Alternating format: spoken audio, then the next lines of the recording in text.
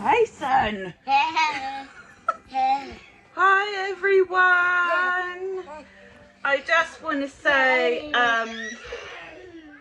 before we start talking on this video, I apologise for not doing our usual daily vlogs the last few days.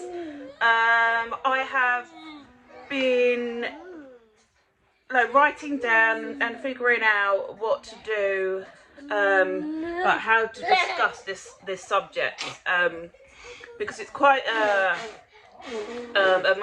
emotional thing for me, like a raw thing, and it's taken me a while, and I wanted to talk about it because I wanted to discuss, don't get that money, what's been going on. So this weekend I have just been with these monkeys, obviously, and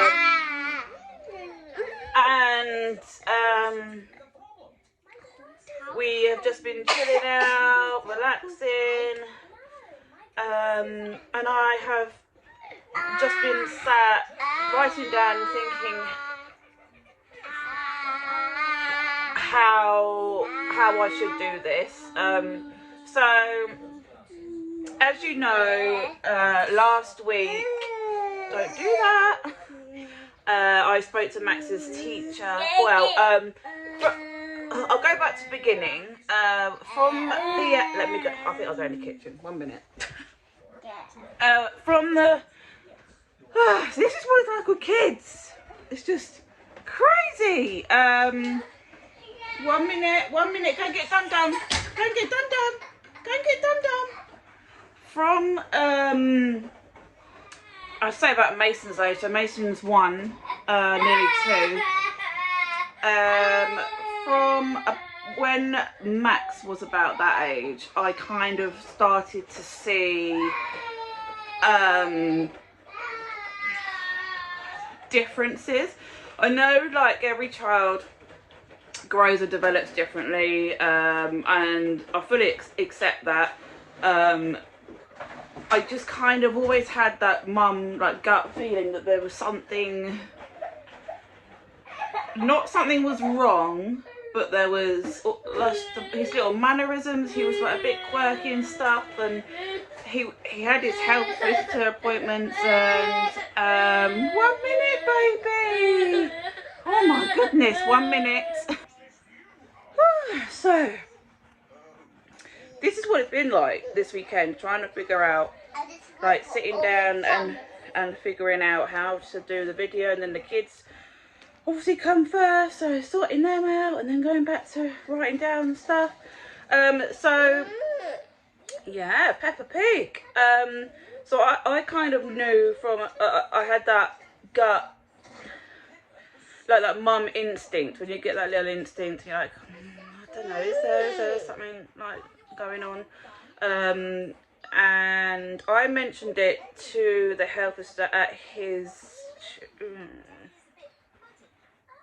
2-year check, I think it was, and then when he went to nursery, I mentioned it to them just so they could keep an eye on him and see that it wasn't just me seeing something. It's like someone looking from a different perspective, and especially someone that he doesn't know. They saw the things I could see, but because they aren't professionals in that area, they could only advise what they thought. Maybe it's possible he could have something, but it kind of needs professional opinion, which we knew was going to be a long, well, we were advised it's going to be a long route. So I was like, okay. So nothing was. This was when he was 3. He's 4 now. He's 5 in June.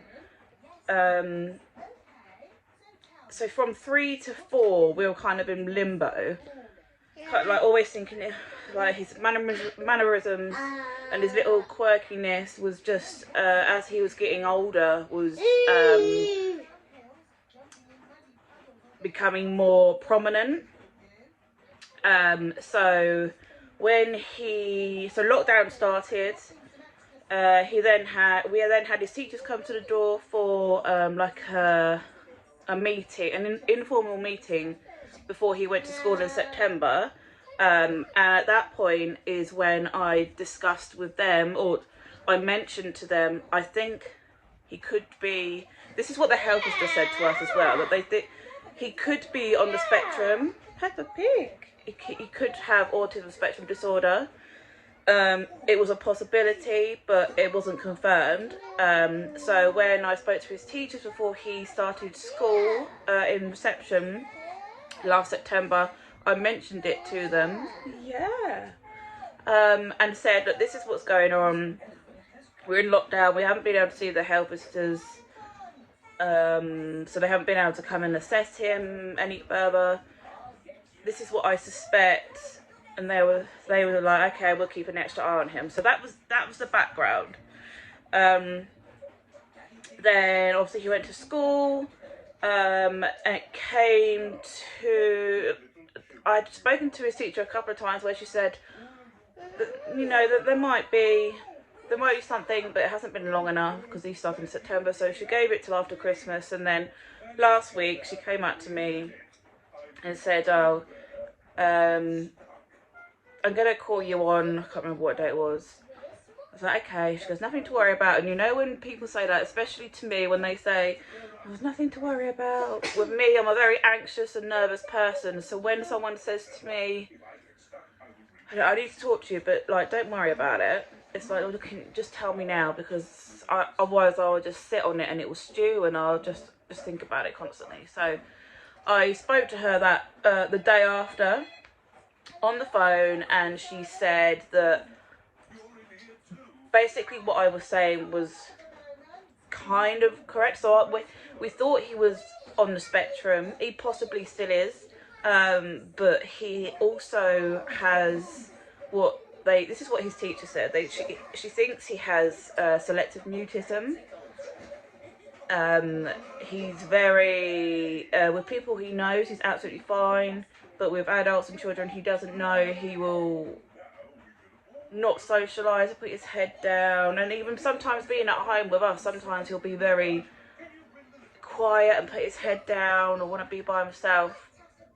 So his teacher is referring him, so I think it's a paediatrician referral, and they are going to look into that side of it. She also thinks he could be on the spectrum. She's not sure. He's showing traits, but then she was saying that every child shows some kind, or everyone in general shows some sign of trait. So it's hard to tell with him being young as well, if it is autism as well as his as this potential selective mutism. So he's being referred to so they can look into this, which at the time I just burst into tears. I was just like, oh my god, it's my fault. I mean, it's no secret that I have depression and I have severe mental health issues that are I am under the GP for. I'm fine, and it's just me. You did. But then you just think when someone tells you that, you're like, oh my god, wait a minute, he's my son. Is it because I've got these issues that I've given them to him? And I was crying, feeling like an absolute failure. I just felt awful. But obviously that was initially when I first got told it, and then since then since then I've had time to think about it, and as sad as I do feel, because it breaks my heart to think that he's possibly struggling, but I know that it is a development issue, and he is getting the help that he needs now. So from when I initially thought he had problems when he was younger to now, that gut feeling was right, and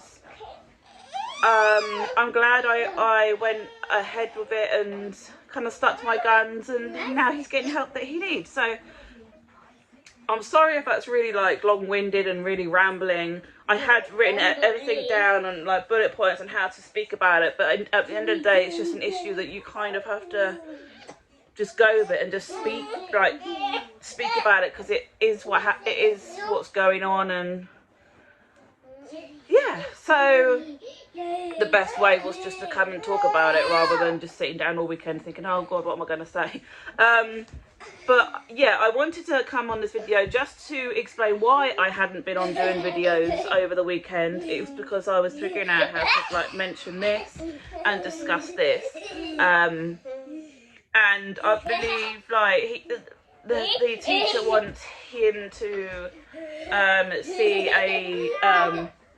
speak to someone about his mental health as well, not like depression or anything, but when children have got those potential issues, it's always good for them to be assessed to see what's going on in their head and their mind. So they are going to do that, and I think we tend to focus on adults a lot with mental health and their issues. So I think it's really important that we also look at children,